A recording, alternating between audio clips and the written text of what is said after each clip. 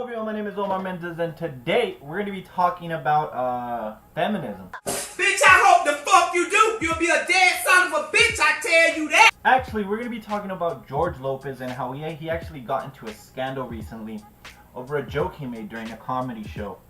Well, for those of you who don't know who George Lopez is, he started comedy in 1983. He had a big break in 2002 with his show, The George Lopez Show. I think it wasn't much of a big hit when it was on primetime. However, it found success in syndication, I think on Nick at Night. After that, in 2009, I think he had a TV show on TBS, a late talk show called Lopez Tonight. He made a couple of comedy specials. And it may seem like I'm biased towards this whole situation because I'm Hispanic, but it was his brand of comedy never really appealed to me. It always kind of seemed kind of preachy, always pandering to Mexican pride, which was never really appealing to me, I guess. My whole point is, throughout his whole entire career, from when he started comedy to recently, his brand of comedy has always been kind of race relations between Mexicans and other race, Mexicans and whites, Mexican and blacks. Fast forward to a couple of nights ago, he was doing a show, and he said one joke, and I'm going to quote it because I don't want to misquote what he actually said. He said, "There's two rules in a Latino family. Don't marry a black person, and don't park in front of my house." Now, I happen to know that the "don't park in front of a house" is a true stereotype that Mexicans have. Mexicans do get pretty upset if you park in front of their house. As far as the don't marry someone black, I personally didn't know if this was true, but asked my mother, who's actually Mexican born, and she says that, yeah, there's some Mexican families that do not like it when their kids date or marry black people, which is she said she thought it was ridiculous. It's a ridiculous ideology, but she did say that it was something that is relatively true. However, the joke itself wasn't directly about race. It was juxtaposition. It was something serious versus something silly. Something as serious as, I don't want my kids marrying a black person, to something as silly as, oh, I don't want you to park in front of my house. Now, some of the criticisms that I hear about this joke is that people were mad at, not necessarily the joke, but the fact that George Lopez called the lady a bitch. Now, offensive language in comedy shows is pretty normal. It's part of the norm. If people freaked out every time Louis C.K. said the word cunt, which is often, he would never get another job in his life. He would just be destroyed if everyone just freaked out every time he said that word.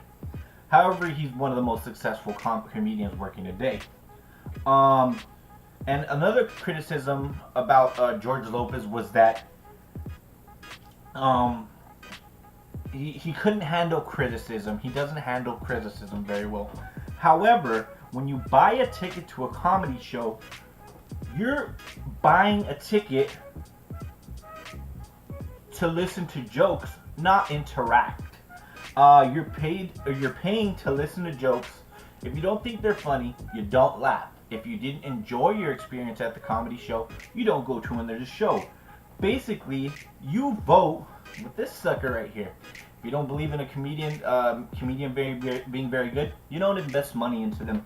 And on top of that, comedians have more to lose than you do in a situation like that. If you become involved in the situation, what happens is, what's the most that you can lose? You make a scene, you get kicked the fuck out, you lose $30. Lose what you spent on the comedy on buying a ticket for the comedy show. However, the comedian could lose the crowd.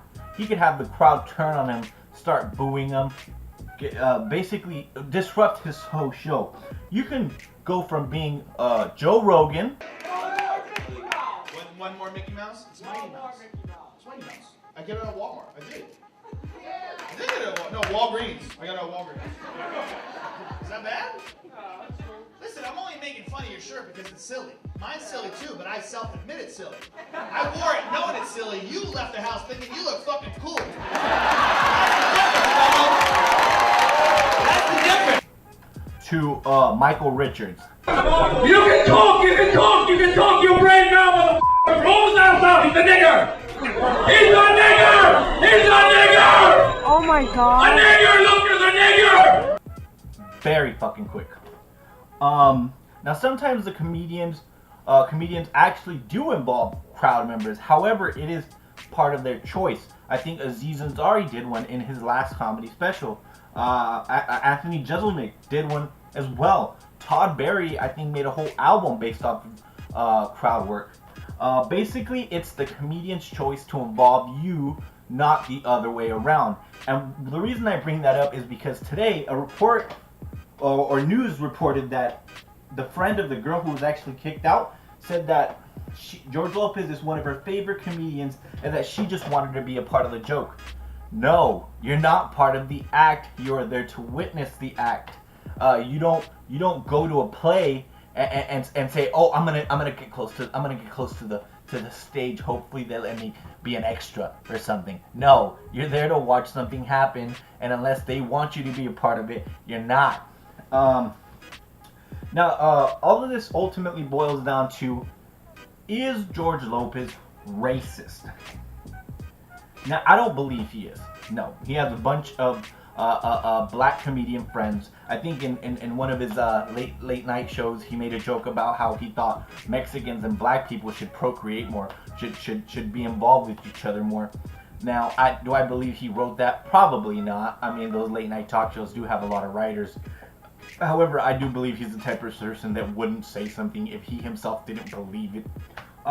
So ultimately, is he racist? I don't believe he is. But let's leave it up to you guys. Do you guys think what he did was wrong? Do you think he was racist? Leave it down in the comment section. Thank you for watching my video. I hope you enjoy it. Have a good one.